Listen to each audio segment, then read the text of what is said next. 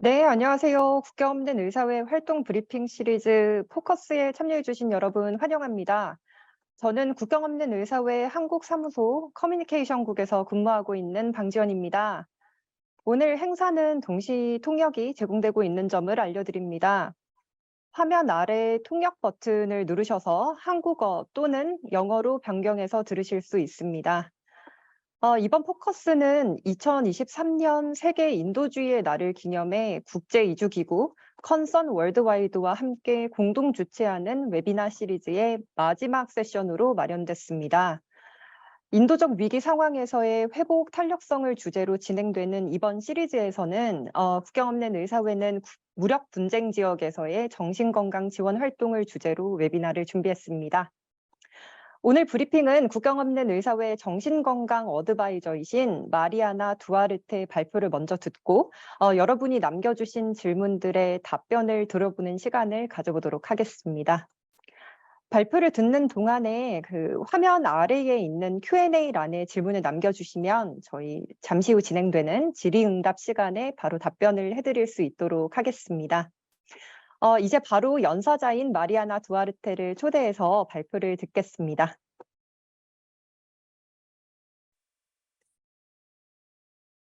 안녕하십니까?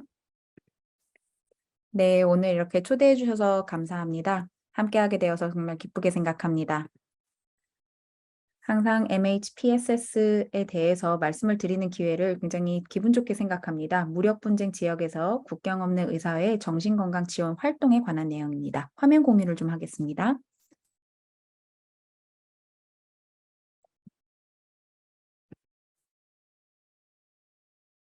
소개받은 대로 마리아나이고요. 국경 없는 의사회 프랑스의 정신건강 어드바이저를 역임을 하고 있습니다.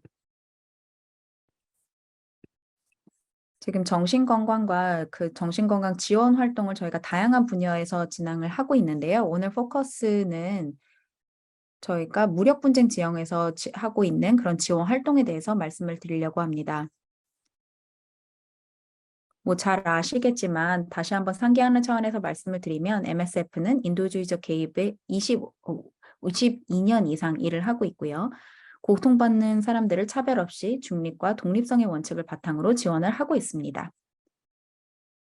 오늘 제가 집중적으로 말씀을 드릴 내용은 MHPSS에 대해서 좀 더 소개를 드리고요. 그리고 마지막으로 MSF에서 어떻게 MHPSS를 프로그램에 반영을 하고 있는지 설명을 드리겠습니다. 그럼 정신건강이라는 게 구체적으로 어떤 걸 의미할까요? 정의된 바에 따르면 정신건강의 상태를 의미합니다. 사람들은 삶에 있어서 많은 스트레스를 받죠. 그리고 각자 대응하는 방법, 그리고 살아가는 방법, 생산력을 유지하는 방법이 있을 것입니다. 그래서 어떤 중요하게 이해를 하는 것은 저희가 증상에 대한 완전한 치료에 대한 부분이 개념이 다를 수 있다는 것입니다. 정신 건강은 주관적인 것이 있을 수 있기 때문에 어떻게 독립적으로 할 수 있는지, 그리고 스스로 대처할 수 있는지, 그리고 더 기분을 낫게 할 수 있는지, 이런 주관적인 부분들이 개입이 되죠. 그래서 어떤 그런 컨디션 같은 경우에는 전혀 그 증상을 보이지 않는 부분들도 있을 수 있습니다. 그래서 위기 상황에서 보면 이런 부분들을 상기를 하면 좋은데요. 많은 경우에 위기 발생 전후에 많은 사람들이 트라우마, 경험, 그리고 그로 인한 심리적 고통을 겪게 됩니다. 근데 대부분은 시간이 지남에 따라 개선이 되고요. 스스로 대처하는 방법을 찾게 됩니다. 한 10% 정도의 사람들은 이렇게 특히 인도주의적 위기나 무력 분쟁 상황에 있었던 분들은 10% 정도가 중등도 혹은 중증 이상의 정신질환을 앓게 됩니다. 또 대략 한 20% 정도가 정신질환에 있어서 또 추가적인 그런 발방을 함으로써 만성질환으로 이어지는 경우가 있는데요. 어떤 트라우마를 겪는 그런 경험이 이제 정신질환으로 장기적으로 이어지는 경우가 있습니다. 그래서 커뮤니티 입장에서는 사회적인 그리고 심리적인 지원이 반드시 수반돼야 됩니다. 이게 뭐 전통적인 생각하는 뭐 정신질환에 대한 이런 약물 처방 이외에도 이런 여러 가지 지원이 다방면으로 필요한 것이죠.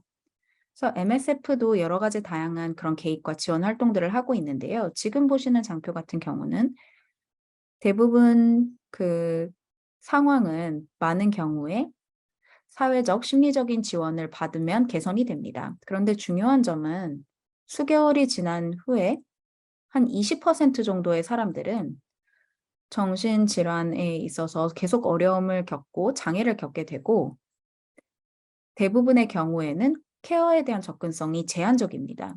그러면 그런 장애가 발생을 하고 치료를 못 받는 경우에는 어떤 결과가 일어날 수 있을게요? 심리적 고통, 이환율, 사망률 증가로 이루어질 수 있습니다.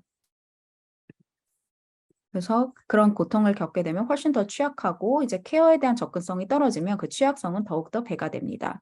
그래서 무력 분쟁이나 이런 위기 상황에서는 훨씬 더 또 그런 동반 질환의 발병 가능성도 더 높아져서 이제 HIV나 결핵, NCD 같은 그런 병의 발생률도 더 높아질 수 있고요. 수명 단축, 또 자살률이 올라갑니다. 또 심각한 인권 침해, 차별, 또 점점 높게 나타날 수 있고 낙인의 그런 사회적인 결과나 그런 부분들도 많이 나타납니다. 그래서 낙인에 의해서 사회적으로 고통받는 경우 또 어떤 경우에는 그냥 소외되는 거에서 그치지 않고 처벌받는 경우까지도 보입니다. 그래서 어떤 국가들 같은 경우에는 뭐 나쁜 기운이고 뭐 마녀다. 이렇게 하면은 그 관련한 사람들을 상대로 한 구체적으로 여러 가지 그런 오히려 더 안 좋은 그런 낙인 효과가 더욱더 사람들을 고통 속에 몰아넣을 수가 있죠. 그래서 다음 장표를 보시면 또 몇 가지 수치가 있는데 76%에서 85%의 사람들이 실제 저소득, 중간소득 국가에서는 치료를 제대로 못 받고 있습니다. 이는 그런 자원의 부족의 문제일 수도 있고 어떤 국가들에서는 이제 의약품에 대한 처방에 대한 접근성이 제한적일 수 있습니다. 저희가 실제로 이제 자원이 있고 뭐 의약품에 대한 처방이 있으면 많은 경우에는 근데 그 상황적인 맥락을 고려하지 않는 처방이 또 이루어져서 그 치료가 제한적인 경우들이 있습니다. 지금 또 관심이 있으시면 추가적인 자료를 보실 수 있는 링크를 좀 첨부를 했는데요. 태스크 시프팅과 같이 협업을 해서 멘털 헬스 갭이라든지 MH 갭 이런 전략 수립을 통해서 의사들이 저희가 뭐 심리학자나 이제 심리학 관련한 상담사가 전문적으로 없는 경우에는 그런 교육이나 이런 부분들을 자료를 참고할 수 있도록 제공을 하고 있습니다. 그리고 심리적인 지원을 위해서 여러 가지 프로그램을 통해서 지원을 할 수 있는 그런 체계를 마련을 하고 있고요. Mental Health Action Plan, 이게 10개년 계획을 또 수립을 하고 있습니다. 그래서 2007년에는 MSF에서 소야스크에 같이 이제 하게 되었는데요. 관련한 내용들을 이제 그 상임위원회에서 같이 지침을 마련을 하고 같이 여러 기관들과 MHPSS에 대해서 여러 가지 그런 가이드라인이나 이제 세부적인 내용들을 계획 수립하고 조정하는 데 큰 도움을 주고 있습니다. UN 에이전시의 인풋, 그리고 NGO, 그리고 대학들의 인풋을 많이 받고 진행하고 있습니다. 네, 제가 간단하게 MHPSS에 대해서 설명을 드렸습니다. 그리고서 이것을 어떻게 저희가 이해하면 되는지 일단 제가 간단하게 정의를 설명드렸습니다. MSF는 그래도 독립적으로 하고 있습니다. 그렇다면 이러한 무력 분쟁 상황에서 저희가 어떻게 저희 활동하고 있는지 설명을 드리도록 하겠습니다. 이제 중요한 저희 목적입니다. MSF의 목적은 이 MHPSS를 저희의 기타 의료 서비스와 통합해서 제공을 하는 것입니다. MSF는 MHPSS, 그러니까 정신건강심리사회적 지원을 저희 그 시설을 통해서 서비스를 통해서 제공을 할 수가 있습니다. 자연재해, 뭐 발병, 분쟁 환경, 폭력, 이주, 피난, 난민 맥락에서 저희가 제공을 할 수 있습니다. 그리고 또 우리의 전력에 의료 전력에 통합해서 제공을 하고 있고요. 또 저희가 그 커뮤니티가 이러한 서비스에 접근할 수 있도록 저희가 제공하는 것입니다. 꼭 병원에서만 있는 어떤 정신건강 서비스뿐만 아니라 어떤 심리 상담가 등을 통해서도 저희가 이 서비스를 제공할 수 있도록 노력을 하고 있습니다. 또 역량 강화를 하는 활동도 하고 있습니다. 저희가 이제 역량 강화를 위한 활동도 하고 있습니다. 예를 들어서 나이지리아, 팔레스타인, 조던, 요르단 같은 곳에서 이제 하고 있는데요. 저희가 그 교육 시스템과 이제 통합을 해서 인턴십을 제공하고 있습니다. 그래서 그 국가에서 또 그 지역에서 그 스태프들이나 그런 전문가들이 이런 역량 강화를 할 수 있도록 저희가 제공하고 있습니다. 그러니까 석사 과정으로서 제공을 하는 프로그램도 있고요. 또 어떤 실용적인 프로그램을 통해서 어떤 심리 상담가들이 라이센스를 얻을 수도 있도록 하고 있습니다. 그래서 또 저희가 이것을 감독을 하면서 트레이닝을 제공하기도 하고요. 강의를 제공하기도 합니다.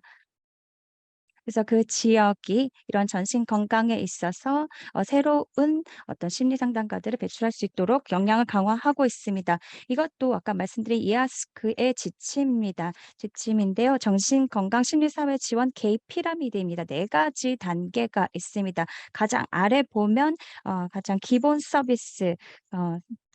서비스와 안전 사회적 배려라는 그 아래 단이 있고요. 그리고 그 위에 올라가면 커뮤니티와 가정 지원을 강화하는 단계가 있습니다. 세 번째는요. 집중적인 개인 대 개인의 비전문 지원입니다. 맨 위에 단에 있는 것은 전문 서비스입니다. 정신과 전문가들과 저희가 함께 하는 그 단계입니다. 그래서 저희가 프로젝트를 개발할 때 이 4가지 단계를 고려를 합니다. 그래서 이것을 고려해서 MHPSS 프로그램을 만들고 있습니다. 저희가 이제 분쟁 지역에 대해서 이제 집중을 해서 지금 얘기를 하고 있는데요. 그렇다면 저희의 가 타겟으로 하는 취약계층 대상자들은 누구일까요? 도움을 필요로 하는 사람들은 물론 저희가 돕습니다. 그런데 저희가 어떻게 어떤 사람들을 집중해서 치료할 건지 저희가 그 부분도 이제 생각을 합니다. 그래서 예를 들어 보면 과거 정신질환 병력이 있는 분들이 있고요. 그리고 또 그 케어를 받지 못하는 사람들이죠. 그리고 성폭력 생존자들입니다. 그리고 동반자가 없는 미성년자들이 있습니다. 보호자가 없는 미성년자들이라고 보시면 되고요. 그리고 강제로 그런 그 무력 조직에 군사 조직에 모집된 남성과 청소년이 있고요. 소년 병사들도 있고요. 그리고 구금과 고문을 겪은 사람들이 있습니다. 또 노인과 어린이들이 있습니다. 또 친척과 가족을 잃은 사람들도 저희의 취약계층 대상자들이 되겠고요. 또 무상당한 사람들입니다. 그 무상당한 사람들은 그 이동이 어렵습니다. 그렇기 때문에 이런 분쟁 상황에서 특히 더 취약한 사람들이라고 보실 수가 있겠습니다. 어떻게 보면 저희 프로그램을 2가지 방향성을 가지고 프로그램을 제공을 하고 있는데요. 하나는 수직적 프로그램이고요. 다른 하나는 수평적 프로그램입니다. 먼저 수직적 프로그램 먼저 설명을 드리겠습니다. 이것은 MSF의 퓨어한 프로그램입니다. 이것을 통해서 저희의 의료 시설이나 이런 부분에 통합을 해서 하는 프로그램입니다. 지금 사진을 보시겠습니다. 제 프로젝트 사진인데요. 이렇게 수직적 프로그램 보여주는 사진입니다. 이것은 퓨어하게 정신건강 심리사회적 지원을 하는 프로그램입니다.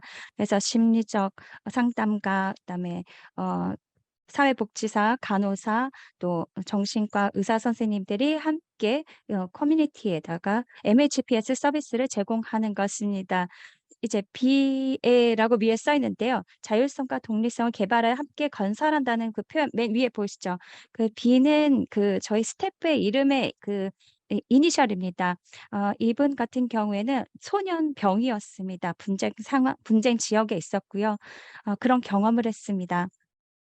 그래서 그 리커버리 재활 프로그램을 통과했고요. 그리고 지금 사진 보시는 것처럼 저희의 소셜 워커로 일을 하고 있습니다. 이렇게 다시 이제 회복이 되고 나서 다시 사회 통합이 돼서 도와주는 것을 보실 수가 있습니다. 특히 어린이들과 함께 일을 하고 있습니다.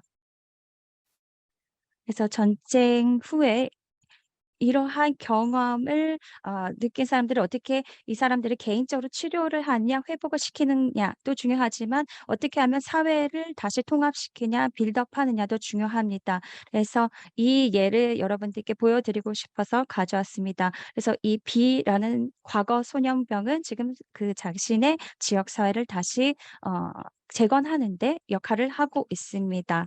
그러면 아까 보여드린 건 수직적 프로그램인데요. 이런 것들은 사실 장기적으로 나야 하는 부분들이 있습니다. 리커버리 소년병을 다시 회복하기 위해서 재활하기 위해서 굉장히 오랜 시간이 걸립니다. 그래서 다른 활동가들과 다른 에이전시들과 또 다른 보호 단체들과 또 어떤 식량 여러 가지 부문들을 통합해서 조율해서 제공을 해야 됩니다. MSF는 그중에서 이제 의료 부분을 담당을 하고 있죠. 그래서 협력을 하면서 이 도움을 제공을 하고 있습니다. 그래서 이러한 협조적인 어떤 공조는 무력 분쟁 상황에서 특히 중요합니다. 그래야지만 완전하게 회복을 할 수가 있습니다. 여기서는 이제 두 번째 수평적 통합적 프로그램을 말씀드리겠습니다. 네, 이것은 재건하는 활동들을 이제 포함을 하는데요. 어린이들이나 어른들이 이제 전쟁으로 인해서 이제 상해를 입은 사람들이 있습니다. 화상을 입은 사람들도 있고요.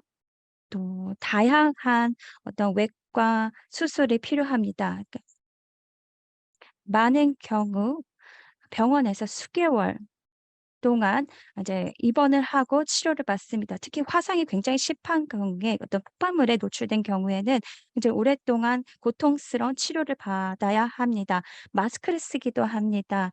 얼굴이 이제 화상을 입은 경우에도 이렇게 컴프레셔 마스크를 써야 됩니다. 이 수평적 프로그램도 이런 그런 외과 수술 병원에 저희가 통합해서 진행하는 프로그램입니다. 그래서 수술도 진행하지만 심리 상담가들이 아까 보여드린 그 피라미드처럼 저희가 통합해서 심리사회적 지원을 아이들과 가족들에게 제공을 하고 있습니다. 이 병원 안에 학교도 있습니다.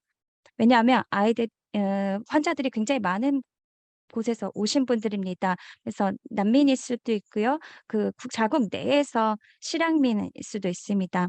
그리고 이제 수술을 받는 동안 입원을 하고 있습니다. 그러면은 이 병원에 있는 동안 교육을 받을 수 없기 때문에 저희가 병원에 학교를 만들었습니다. 애니메이터라는 분들도 계시고요. 선생님들 계시고요. 애니메이터 같은 경우엔 아이들이 이제 다양한 활동을 할 수 있도록 하고 있습니다. 또 어른들에게도 다양한 활동을 하고 있습니다. 어떻게 보면 굉장히 통합적으로 프로그램 제공하는데요. 이런 동일한 경험을 겪은 동료들과 함께 대화하면서 이겨낼 수 있도록 하기도 합니다.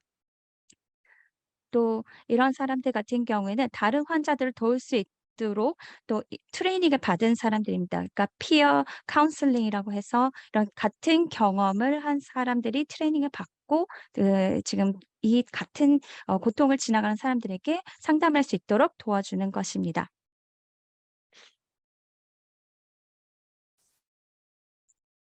네. 인도주의적 맥락에서 필요한 MHPS 필요를 정리했습니다. 개인적인 차원에서도 있고요. 가족 지역 사회 차원에서도 있습니다. 많은 경우에 저희가 커뮤니티와 함께 협력을 해야 됩니다. 그 지역 사회가 과거에 또 많은 어려움을 겪은 경우가 많습니다. 종교적 지도자와 함께 협력을 하기도 하고요. 그것을 통해서 지역 사회를 돕기도 하고요. 학교, 대학교와 협력을 하기도 합니다.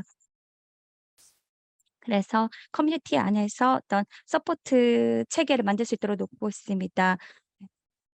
그래서 사회에 있는 그런 사회복지사들 또 소셜 워커들을 과 협조를 하면서 다시 통합을 하는 과정을 지나간다고 보시면 좋겠습니다.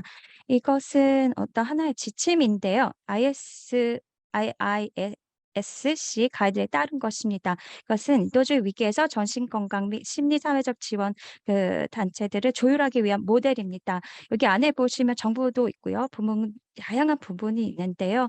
중요한 것은 어떤 국가에서 저희가 활동을 할 때에 함께 협력하고 또 대화하면서 목적을 향해 가는 것이 중요합니다. 그래서 다양한 부문이 있습니다. 그래서 그 현장에서 활동을 할 때에 그 정신건강 프로젝트를 담당하고 있는 사람들이 이런 협상 부분에도 참여를 하는 거죠.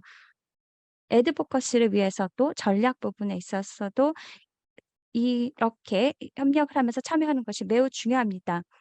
대학교에서 뭐 소셜 워커라든지 뭐 전신과 의사든지 이런 식으로 협상하는가 이런 것들을 사실 배우지 못한 것입니다. 학교에서 배우지 않은 것이죠. 네, 이러한 일에 협력을 하면서 또 이러한 협력하고 협상하고 애드버커시 하는 증언하는 활동의 어떤 역량을 키우는 기회이기도 합니다. 그리고 이것을 보면은 어떤 부분을 딱 하나의 부분으로 이제 갖춰진 것이나 부문 간에 조정하는 그룹이 있습니다. MSF는 교육 부문과도 일을 하기도 했고요. 또 프로텍션 섹터와도 일을 하고요. 예를 들어서 아동 보호하는 분들과 일을 하기도 합니다. 리비아 같은 경우에는 저희 리걸 오피스가 있는데요. MHPSS 프로그램 차원에서 그 아이들을 보호하는 일도 합니다. 그러니까 어떻게 보면 다양한 부분이 함께 협력을 하면서 조율하면서 이루어진다고 볼 수가 있겠습니다. 그래서 어떠한 개입들을 할 수 있는지, 우리가 활동을 할 수 있는지 협력을 하면서 진행을 하는 것입니다. 네, 아까 정부 부문들 말씀을 드렸지만 그 외에도 다른 지원 서클들이 있습니다. 어린이들, 그리고 가족, 친척, 커뮤니티 기관, 그리고 정부가 있습니다. 그래서 이 MHPSS가 사실 이 모든 레이어에서 필요하고 협력이 요구되는 것입니다. 어린이가 있다고 합시다.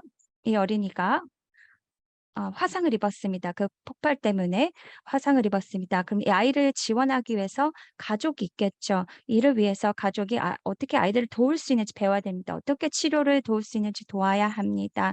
그리고 이 아이가 다시 커뮤니티에 돌아갈 수 있는지 도와줘야 합니다. 그래서 어떻게 보면은 화상이 입었을 경우에 굉장히 눈에 보이잖아요. 그래서 어떤 경우에 화상을 입은 경우에 아이들 같은 경우에 편견을 당면할 수도 있습니다. 낙인이 찍힐 수도 있습니다. 왕따가 당할 수도 있습니다. 그렇기 때문에 다양한 서포트 서클이 필요한 것입니다. 나이지리아 등에서는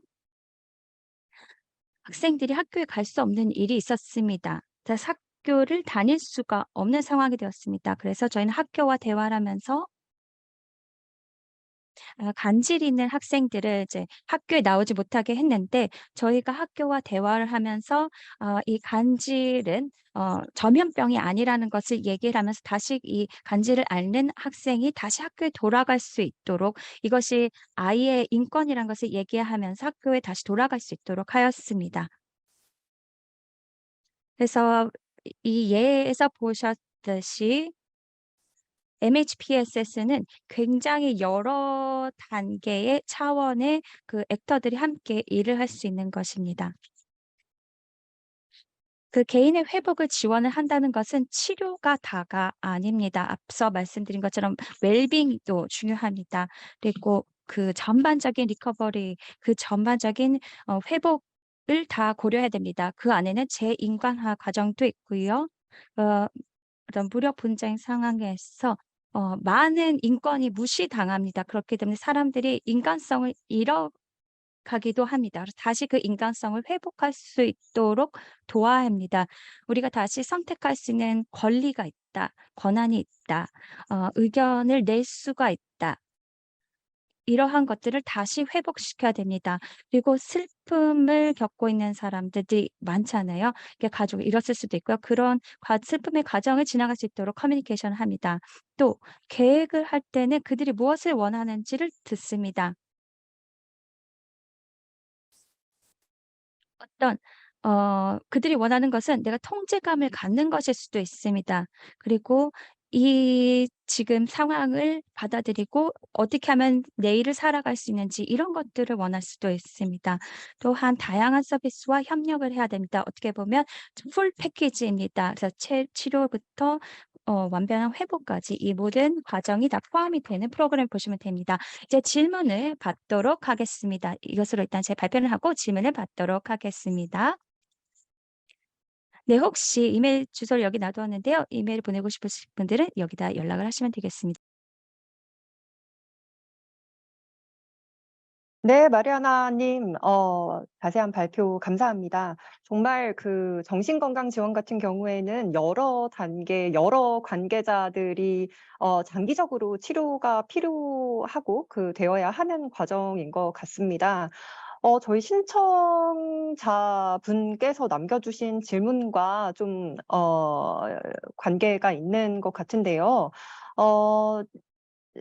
남겨주신 질문이 국경 없는 의사회의 정신건강 지원 활동이 진행되고 나서 이후에 종료가 된 후에 현지 보건부나 또는 현지에 상주하고 있는 NGO와 장기적으로 이제 뭐 핸드오버를 해야 되거나 아니면은 앞으로 이제 테이크오버를 해서 계속해서 현지에서 정신건강 지원 활동을 운영할 수 있도록 하는 그 과정이 궁금합니다라고 질문을 남겨주셨어요. 혹시 답변을 해주실 수 있으실까요? 네, 너무 좋은 질문입니다. 네, 진짜 좋은 질문 주셨는데요. MSF는 지금 잘 아시다시피 이제 의료 서비스를 제공을 하는 긴급 대응 조직이죠. 그래서 그 관련된 그런 긴급 구호 활동을 합니다. 그래서 MHPSS만을 하는 기관은 아닙니다. 그래서 저희가 그 긴급 대응을 위해서 하고 있는 여러 가지 프로그램들이 있죠. 그리고 무력 분쟁에 대한 상황들도 각기 다르기 때문에 관련된 프로그램들을 다양하게 운영을 하고 있습니다. 그래서 케어를 이제 제공을 하는 것이고 이제 구호 활동들이 이제 주 활동들이 될 텐데요. MHPSS 같은 경우에는 특히나 저희가 봤을 때 이제 회복 과정 자체가 굉장히 오랜 시간이 소요됩니다. 그래서 지금 나이베리아의 그런 소년병 같은 케이스를 보면 만약에 회복 과정에 있어서 중단이 되거나 그런 경우가 발생을 하면 다시 트라우마가 재발을 하게 돼요. 그러면 다시 원 상태가 돼버리거든요. 원하는 지원을, 필요한 지원을 못 받는 경우에. 그래서 연속성을 가지는 것이 굉장히 중요합니다. 저희가 그래서 개입의 전략을 생각을 할 때 지속성, 일관성을 매우 중요하게 생각합니다. 그래서 MSF에도 되게 많은 부분을 개선해 나가고 있어요. 지금 저희도 완벽하지 않고 생각하는 바를 계속해서 이제 연속성 이런 부분을 더 강화하기 위한 많은 노력을 하고 있습니다. 많은 어떤 나라들 같은 경우에는 저희가 뭐 의료에 대한 구호가 끝나면 MSF 자체가 철수를 하기 때문에 이에 대한 핸드오버를 진행을 하기도 합니다. 그러면 이제 핸드오버 기간, 이란 같은 경우 예를 들 수 있겠는데요. MSF가 프로젝트 자체를 중단을 하고 철수를 하거든요. 그러면 이제는 더 몇 년에 걸쳐서 많은 리소스가 자체적으로 마련됐기 때문에 저희 MSF 같은 경우에는 그런 감독을 제공을 하고 있어요. 그래서 6개월 동안 감독을 하고 이제 감독 결과 지금 이제 액티비티들을 다 이제 넘겨봤는데 그리고 그런 여러 가지 역량을 충분히 갖췄다. 이런 거에 대한 평가를 하는 거죠. 그래서 먼저 이렇게 또 전체적으로는 철수를 했다가 감독을 위해서 남아있는 그런 케이스들이 있습니다. 어떤 경우에는 한 조직이 아예 전담으로 넘겨받는 경우도 있어요. 그래서 만약에 MHPSS가 있는 경우, 운영을 하고 있는 경우에는 그런 프로그램으로 이제 전환이 되도록 넘기면 되는데 사실 그런 경우에는 또 더 까다로운 부분이 있습니다. 왜냐하면 정신건강 쪽에 있어서 충분한 자원이 확보된 나라가 많지는 않습니다. 어떤 나라들은 심리 상담가나 이런 자원이 아예 없는 경우도 있거든요.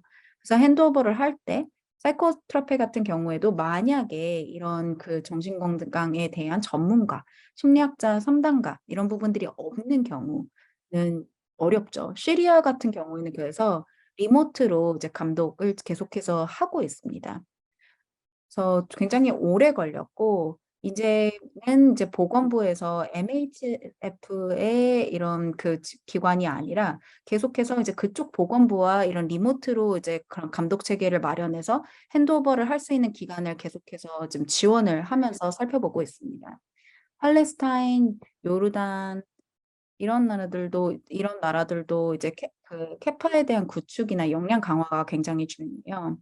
팔레스타인 같은 경우에도 이제 실제 인증을 받은 그런 전문 상담가들, 정신건강 학자들, 이런 부분들이 충분히 양성이 돼서 이렇게 핸드오버가 되도록 해야 되는데, 이제 상당히 오랜 기간 동안 대학과 협업을 하고, 그래서 그런 상담가들이 충분히 핸드오버를 받을 수 있도록 그런 조율하는 작업이 필요했습니다. 그래서 체계적인 이런 지원 체계 마련이 굉장히 중요하고요.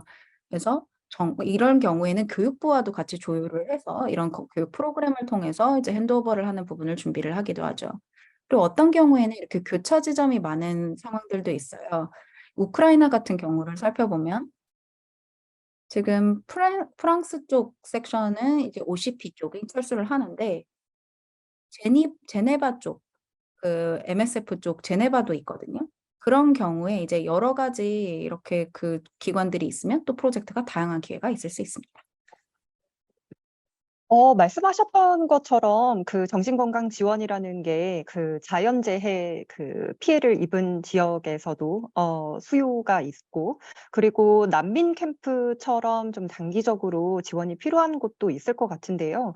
혹시 이런 난민 캠프나 자연재해 지역과 오늘 저희가 이야기를 하고 있는 그 무력 분쟁 지역에서의 정신건강 질환자들이 보이는 특별한 특성 아니면 심텀이 있는지요? 그리고 혹시 아니면 그 공통적으로 보이는 그 증상이 있는지도 궁금합니다.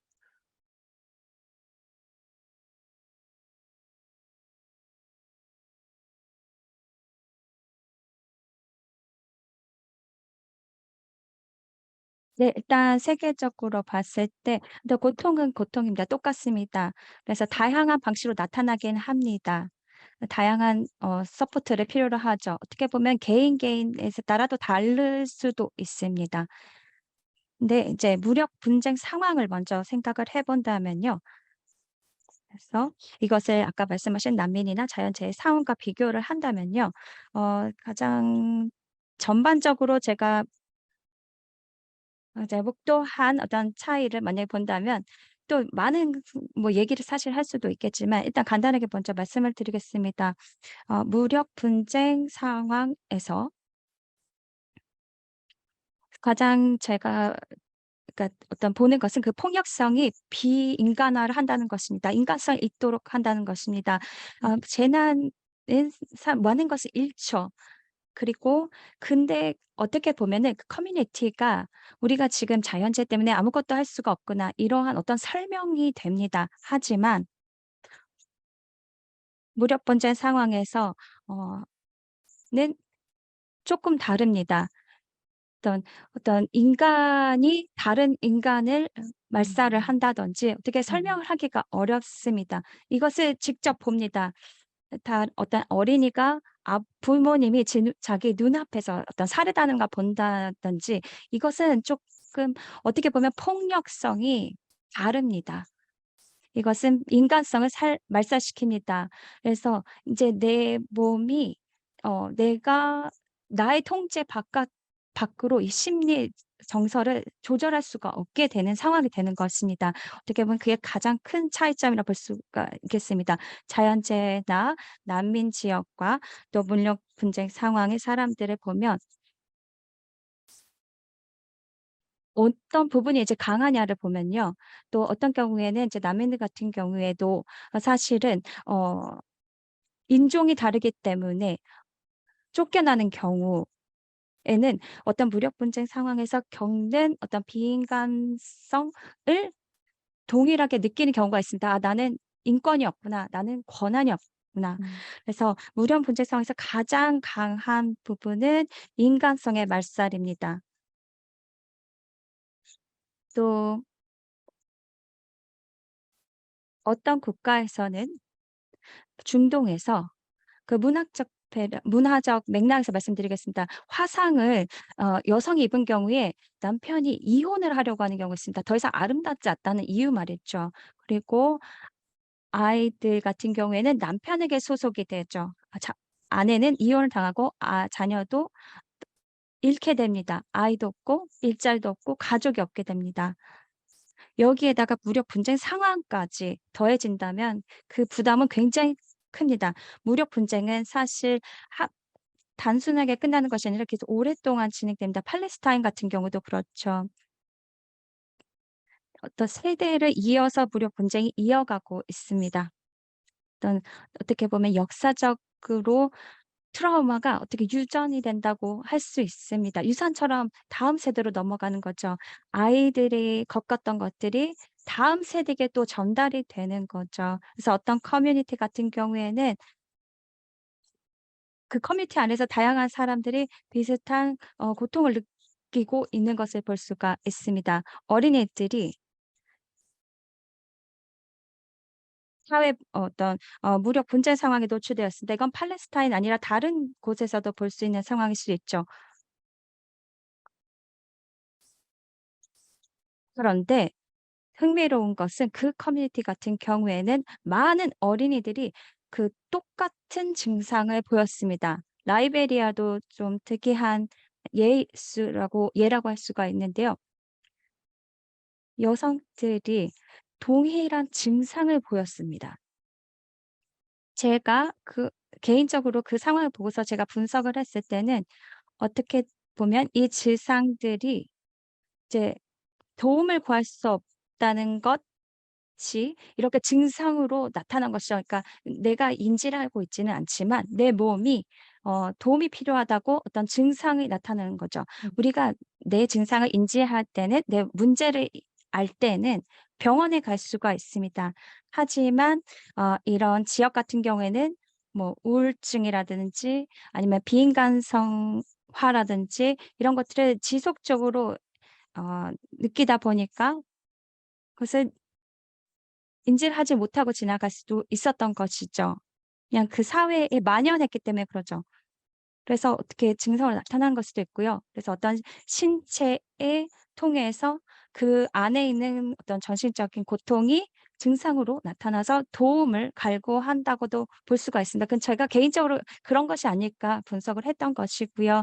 그래서 분쟁 상황, 뭐 경험의 차이에 따라서 다양한 증상, 다양한 상황이 생겨납니다. 그렇기 때문에 4가지 차원이 필요한 것입니다. 그래서 개인 대 개인으로 필요한 것이 무엇인지 또 보지만 어떤 사회를 보면서 혹시 히스토리가 그 역사적으로 어떤 그런 맥락이 있진 않은가 이런 것도 함께 살펴보는 이유입니다. 네. 이런 그 비인간적인 상황을 목도를 했을 때 특히 말씀하신 것처럼 이 어린이 아동들에 대한 그 영향이 더 클 것 같아요. 발표하는 중에도 그 병원 내에 그 학교를 운영을 한다고도 말씀을 해 주셨었고 또 소년병의 예도 많이 들어 주셨었는데 저희 오늘 그 참석자 중에서도 그 아동 관련 기관에서 일하는 분들이 많이 참여하고 계세요. 그래서 그 질문을 하나 남겨 주셨는데요. 아동을 대상으로 한 특별한 심리 지원 프로그램이 있는지 그리고 어떤 방식으로 이루어지는지 좀 자세하게 설명을 부탁드린다고 질문을 남겨 주셨습니다.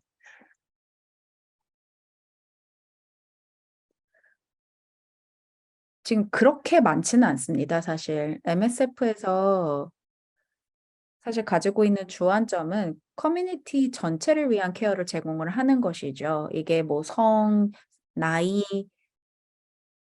뭐 그 무력 분쟁의 지역 이런 부분들과 무관하게 그래서 이제 아동, 어른 그리고 뭐 노인 다 이렇게 하는 것이 중요하다고 생각을 하고 있습니다. 그래서 어떤 프로그램을 운영을 할 때 특정 이제 타겟 군을 정하지는 않아요. 그래서 만약에 어린이들만 타겟을 한 프로그램을 하면 그러면 어떤 경우에는 다른 사람들의 고통을 간과하는 경우가 생길 수 있기 때문에 그, 근데 사실 MSF에서도 그런 그 맞춤화된 프로그램을 찾기는 상당히 어렵습니다. 근데 지금 어린이들에 대한 고려는 모든 프로젝트에서 굉장히 중요하다고 생각을 합니다. 항상 어린이들이 이제 그 관련성이 있고, 그래서 관련된 지침, 그리고 스태프들에 대한 교육, 감독, 이런 지침과 체계들이 있습니다. 그리고 각 프로젝트별로 개입에 대한 세부 지침을 마련을 하기도 합니다. 예를 들어서 모성과 이런 관련된 그런 그 어린이 케어에 대한 부분이라든지 그런 때는 특별히 이제 제작된 활동들이 있어요.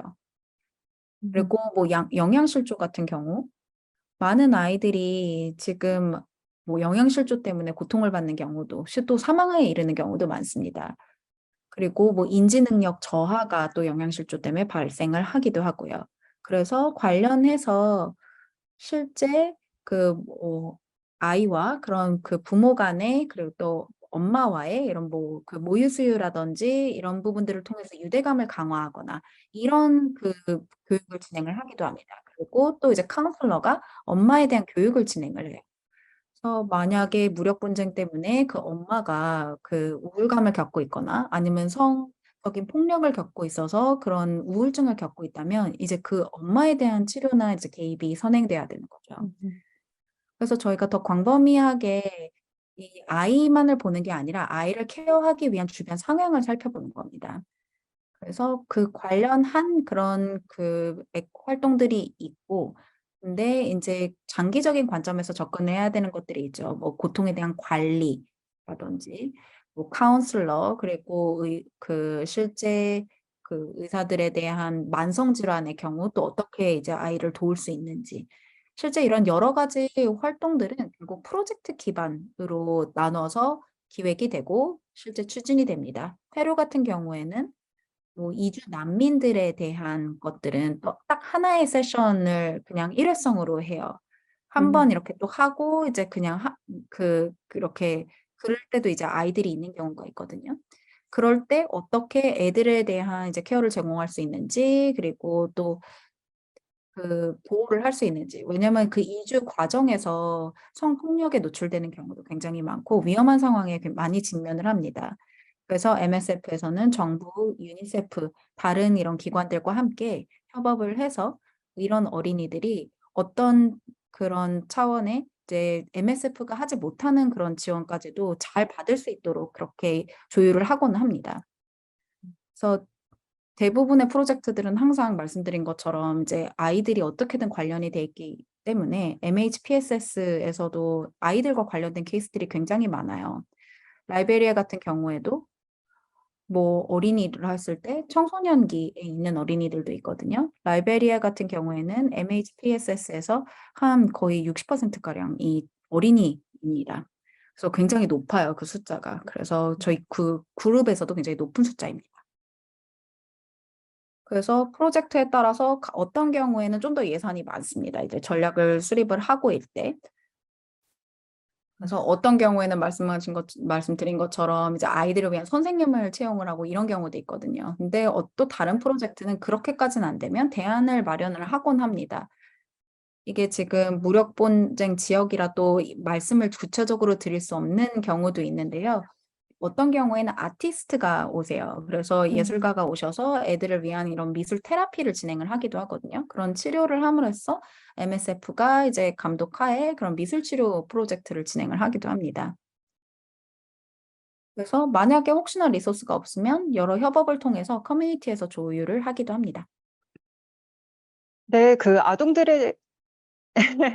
아동, 아동들에 대한 정신건강 그 지원 활동 같은 경우에는 아동만을 위한 이런 딱 특별한 프로그램이라기보다는 그 발표 중에 말씀하셨던 것처럼 좀 수평적인 프로그램으로 다양한 그 어머니부터 뭐 선생님, 뭐 말씀하셨던 그 아티스트까지 좀 다양한 관계자들이 좀 치료를 해나가는 과정이다라고 설명을 해주신 것 같아요.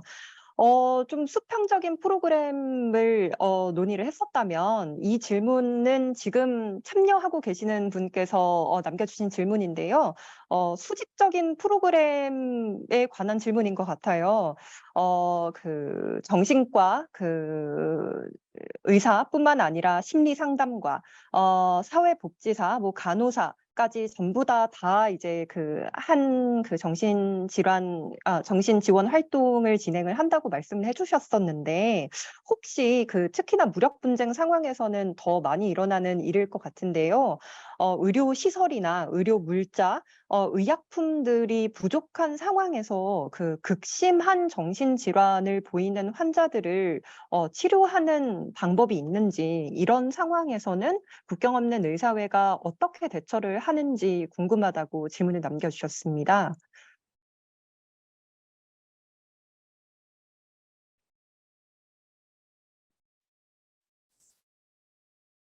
네, 이 질문 같은 경우에 굉장히 중요한 질문인데요. 어떻게 보면 MSF가 설립된 이유라고 할 수도 있습니다. MSF는 독립적인 기관입니다. 그래서 자율적으로 저희의 자원을 가져올 수가 있습니다. 그래서 자원이 없을 때는 저희가 의약품을 가져갑니다. 우리가 제공을 합니다. 그래서 저희가 제공할 수 있는 만큼 자원을 제공을 하려고 노력합니다. 근데 저희가 이제 현지에 있는 자원이 있다면 현지 자원을 최대한 사용하려고 합니다. 만약에 그 국가에 심리학자가 있다면 이 프로젝트가 지속 가능하게 되기 위해서는 문화적으로 그들을 활용하는 것이 좋죠. 근데 없는 경우에는 저희가 그러한 사람들을 제공을 할 수가 있습니다. 그래서 이게 전략 방향성이 그렇습니다. 의사들이나 또 저희의 어떤 정신과 의사들이나 이런들이 현지 사람들을 또 이제 교육을 하기도 하죠. 그래서 MSF 의료진과 또 로컬 닥터들과 로컬 전문가들을 함께 팀업을 해서 일을 하면서 매일의 일상을 통해서 이들을 트레이닝을 하는 것입니다. 그래서 현지 의료진들이 아니면 현지 스태프들이 이제 자율적으로 일을 할 수 있도록 하는 것입니다. 쉽지는 않습니다. 하지만 거의 대부분의 프로젝트에서 저희가 이렇게 진행을 하고 있습니다. 역량을 강화하는 거죠. 그래서 그 현지의 스태프들이 이제 역량을 강화해서 이제는 그들이 또 다른 현지 스태프들을 트레이닝까지 할 수 있게 됩니다. 그래서 자신의 그 지역 사회로 돌아가서 감독을 하기도 하고요. 다른 기관들에게 감독을 하기도 하고요. 또 트레이닝을 제공하기도 합니다. 그래서 역량 강화입니다. 그래서 다른 심리 상담가들을 트레이닝을 하고 또 감독을 하기도 하죠. 역량 구축이라는 것은 시간이 오래 걸리는 장기간 걸리는 프로젝트이긴 하지만 중요합니다. 20% 정도의 어떤 대상자들이 아니면 커뮤니티 같은 경우에 는 어떤 약물 치료가 필요할 수도 있습니다. 하지만 우울증이나 이러한 약들은 찾기 쉽지만 어떤 특정 의약품은 찾기가 어렵습니다. 그러니까 접근이 어려운 경우도 있습니다. 많은 국가들 경우에 그 특정 의약품이 없는 경우도 있습니다. 그럴 경우에는 저희가 그것을 수입을 해서 가져옵니다. 저희가 제공을 합니다. 그래서 그 의약품을 접근할 수 있도록 합니다. MSF에서 계속 해왔던 일입니다. 그래서 이것이 그냥 어떤 다른 신체적인 질병 의약품뿐만 아니라 정신과 관련된 의약품도 저희가 포함시키고 있습니다. 의약품을 제공을 하고요. 만약에 그 현지에 만약에 그 스태프들의 역량이 커진다면 저희가 그런 의약품을 제공을 하기도 합니다. 그리고 그들이 그것을 자율적으로 사용할 수 있도록 합니다. 그래서 이런 어떤 정신질환 서포트가 그 현지 역량이 강화돼서 그들이 이제 이것을 가져갈 수 있을 때는 저희가 그것을 지원을 합니다.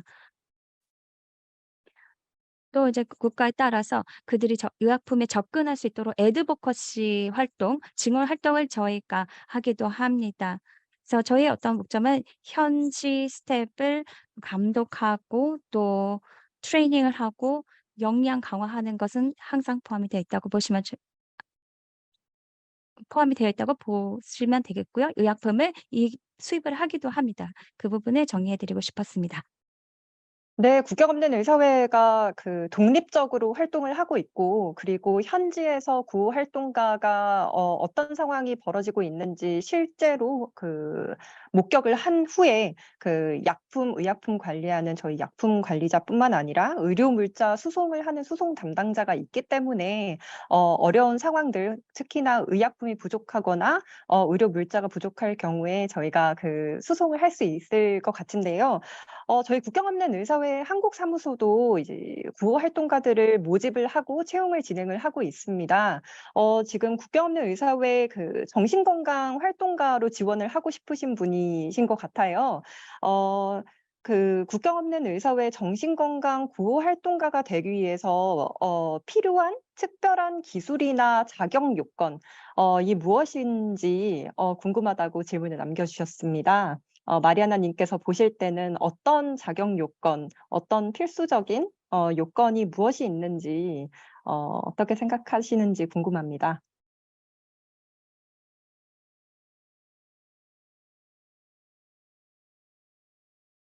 약간 본부에 이제 그냥 그 스태프 레벨일까요? 아니면 이제 그 본부장 정도 레벨을 말씀을 하시는 걸까요? 둘 다 어 설명을 드릴 수 있는데요. 옹호 활동이라기보다는 이제 정신건강 관련된 구호 활동가를 꿈꾸시는 것 같습니다.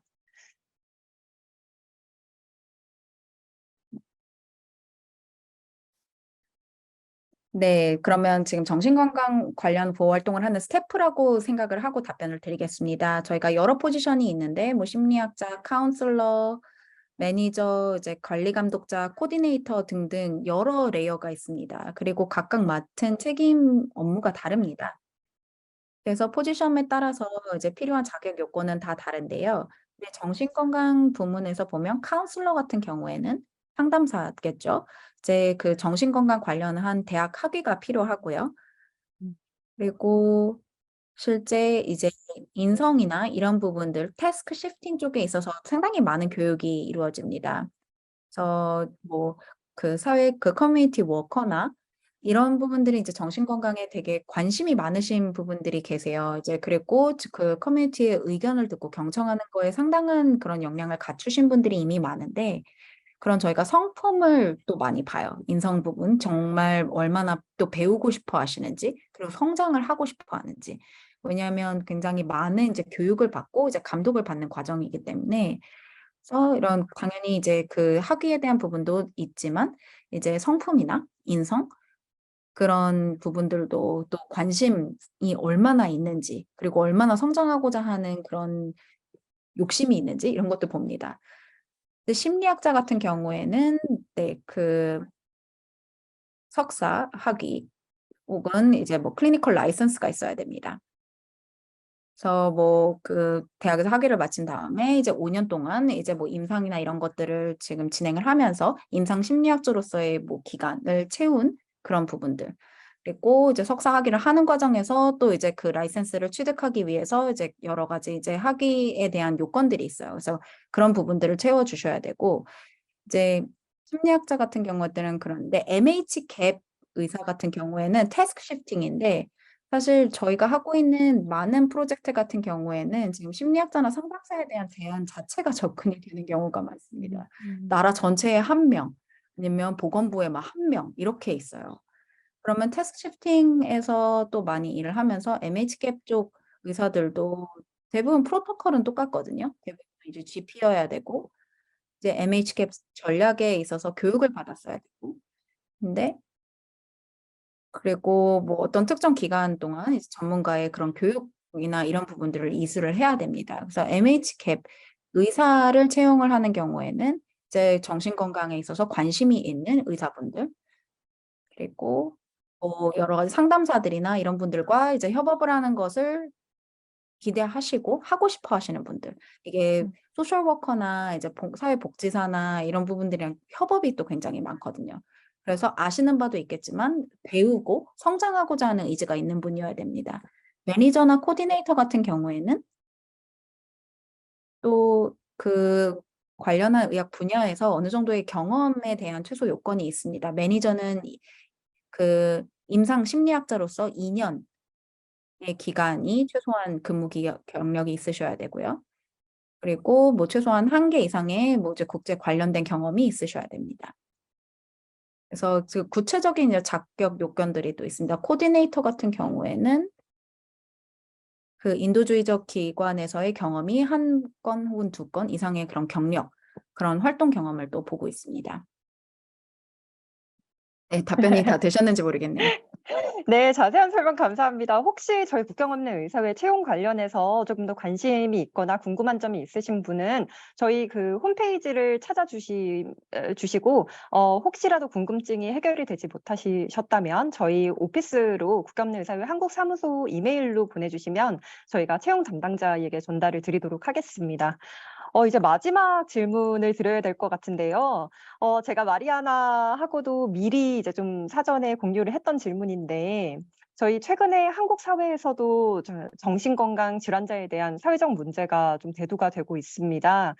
무력 분쟁 상황은 아니지만 그런 사회적인 요소로 인해서 이러한 문제들이 생기고 있는데 환자들에게 도움이 될 수 있는 부분들이 어떤 부분이 있는지, 그리고 저희 이런 일련의 사건들로 인해서 그 트라우마를 겪고 있는 일반 시민들도 많은 상황이에요. 어떻게 저희가 이 문제를 잘 슬기롭게 지혜롭게 잘 넘길 수 있을지 조언을 해 주신다면 한마디 부탁드리겠습니다.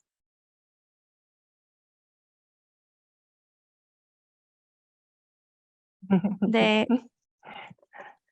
어떻게 보면 한국에만 국한되는 질문은 아닌 것 같고요. 어떻게 보면 세계에서 비슷한 경험을 하고 있는 곳들이 많은 것 같습니다. 경제적 문제도 있을 수도 있겠지만 코로나 이후에 특히 전 세계적으로 많은 분들이 정신 건강 질환에 대해서 얘기를 하고 있습니다. 특히 선진국 같은 경우에도 정신 건강 질환에 대해서 정신 건강 장애에 대해서도 얘기하는 곳들이 많아지고 있습니다. 어떻게 보면 전 세계적인 문제라고 말씀드릴 수가 있겠습니다. 먼저 말씀드리고 싶은 것은 셀프 케어입니다. 온라인에서 잘 찾아보시면 셀프 케어 방법들이 있습니다. 그래서 어떻게 하면 스스로의 정신 건강을 돌볼 수 있는지 이런 어떤 팁들이 있습니다. 어떻게 하면 나를 돌볼 수 있는가, 운동을 한다든지 그다음에 또 사회적으로 연결되는 것, 내가 아까 신뢰하는 그룹과 연결되는 것, 그래서 어떤 뭔가 속에 쌓인 것들을 이렇게 풀어낼 수 있는 그런 활동을 하는 것. 그 셀프 케어가 첫 번째로고요. 두 번째는 필요하다면 도움을 구하세요. 아마 제 생각에는 모든 사람들은 살다가 한 번쯤은 이런 심리 상담을 받으러 갈 수도 있다고 생각합니다. 이것은 나를 돌보기 위해서 하는 것입니다. 이것은 기회입니다.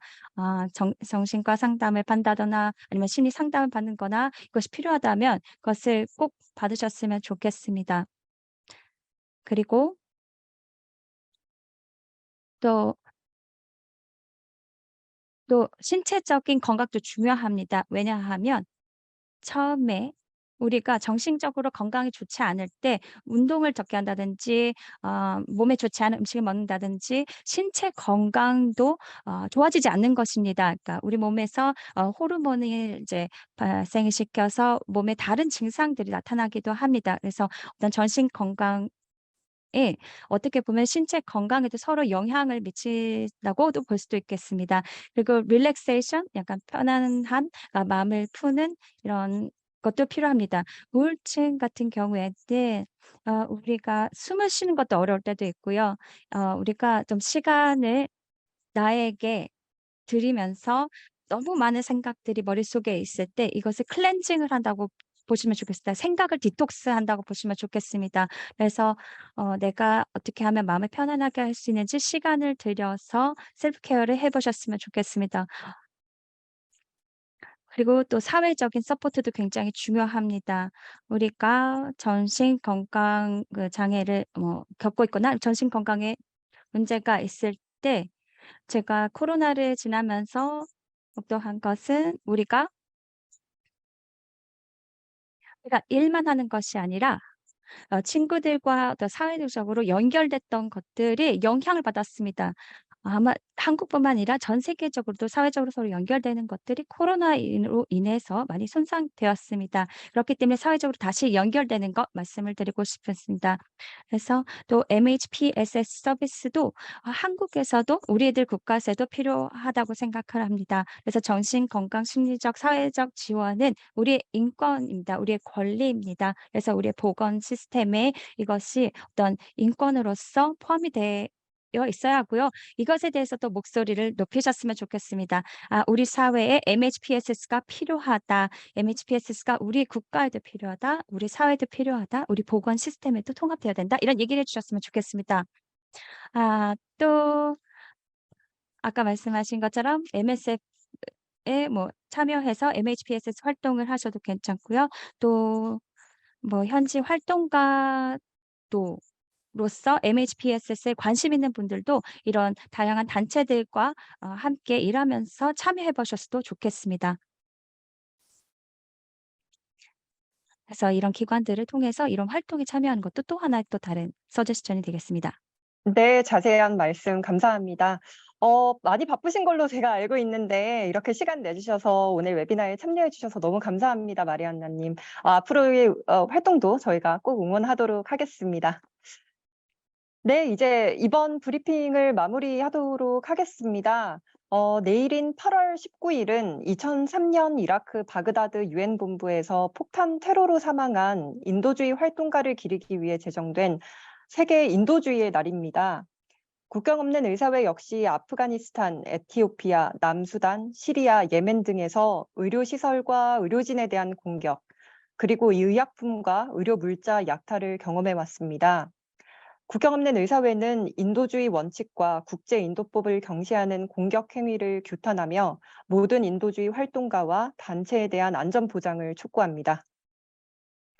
인종, 종교, 국경을 넘어서 생명을 살리기 위해 활동하는 전 세계 모든 인도주의 활동가들이 도움이 절실한 곳에서 안전하게 활동할 수 있도록 여러분들의 많은 관심을 부탁드립니다. 혹시 오늘 국경 없는 의사회에 대해서 다른 질문이 있으시거나 활동 운영 혹은 채용과 관련해서 더 궁금한 점이 있으시면 저희 홈페이지 msf.or.kr을 찾아주시기 바랍니다. 그럼 다음 포커스 브리핑에서 뵙겠습니다. 감사합니다.